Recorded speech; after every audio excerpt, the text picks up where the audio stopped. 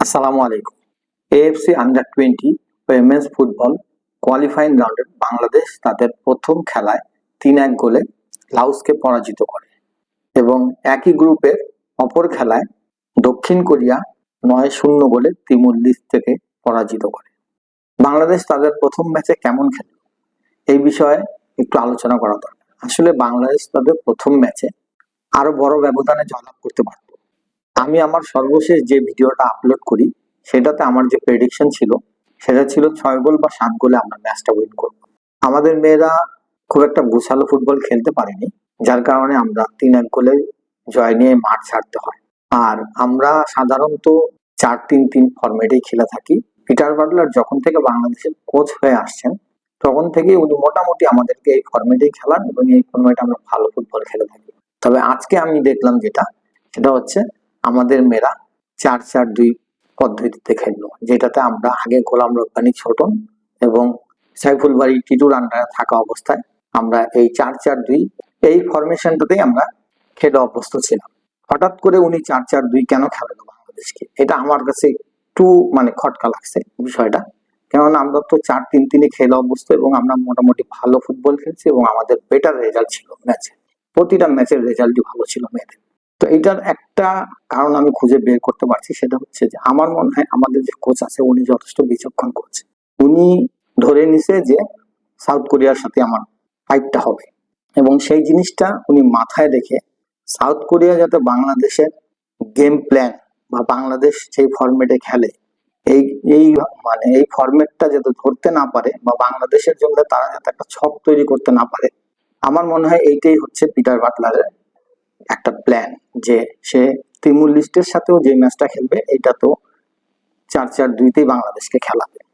কারণ ওনার কাছে উনি কিন্তু আগে বলছেন রেজাল্ট আমার কাছে ফ্যাক্ট না, আমার ডেভেলপমেন্টের দরকার, আমি ডেভেলপমেন্ট কিভাবে করতে হয় ওইটাই আমার কাছে মুখ্য। তো উনি যেটা টার্গেট করছে সাউথ কোরিয়াকে উনি টার্গেট করছে এবং সাউথ কোরিয়ার দিনই আমার মনে হয় আমরা দেখতে পাবো যে আমরা ৪-৩-৩ ফরমেশনে খেলবো। এর আগ পর্যন্ত তিমুর লিস্টের সাথে আমাদের ম্যাচটা আছে ৮ তারিখে, সেই ম্যাচেও আমার মনে হয় যে আমরা ওই ৪-৪-২ খেলবো।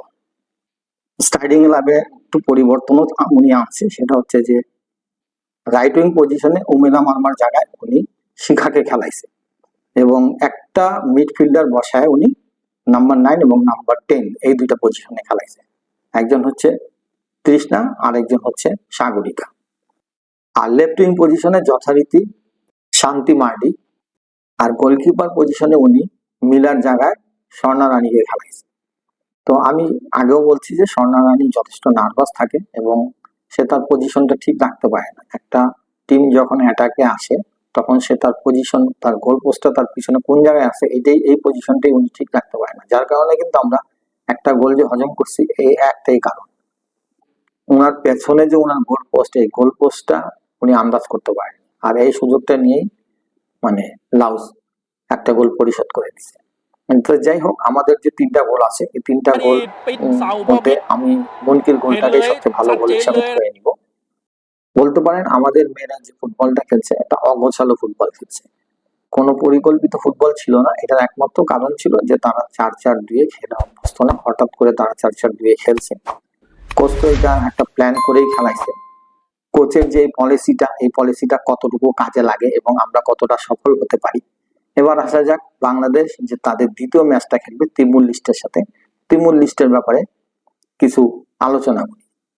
তিমুর লিস্টের ওয়ার্ল্ড র্যাঙ্কিং হচ্ছে ১৫৮। তাদের প্রথম জার্সিটা হচ্ছে লাল এবং হলুদ এবং তাদের দ্বিতীয় জার্সিটা হচ্ছে সাদা এবং হলুদ। তিমুর লিস্টে আসিয়ানের অন্তর্ভুক্ত একটি দেশ। লাওসের মতো তারাও আসিয়ান চ্যাম্পিয়নশিপে অংশগ্রহণ করে থাকে। এই পর্যন্ত ২বার তারা আসিয়ান চ্যাম্পিয়নশিপে অংশগ্রহণ করে, ২০১৪ এবং ২০২৩ সালে। গ্রুপ স্টেজ পর্যন্তই তাদেরকে সন্তুষ্ট থাকতে হয়। তিমুর লিস্টের সর্বশেষ ৩টি ম্যাচ আপনাদের সামনে তুলে ধরতেছি।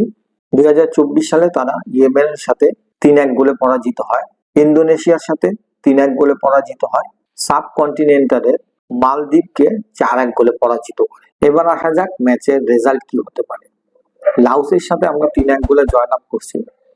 আমি আশা করি তিমুর লিস্টের সাথে এর চাইতেও বড় মার্জিন আমরা জয়লাভ করব এবং তিমুর লিস্টের দিন সম্ভবত আমাদের লেফট উইং পজিশনে যিনি খেলে থাকেন শান্তি মার্ডি কে আমরা মনে হয় পাবো না, সেই জায়গায় সম্ভবত উমেলা মার্মা খেলতে পারে।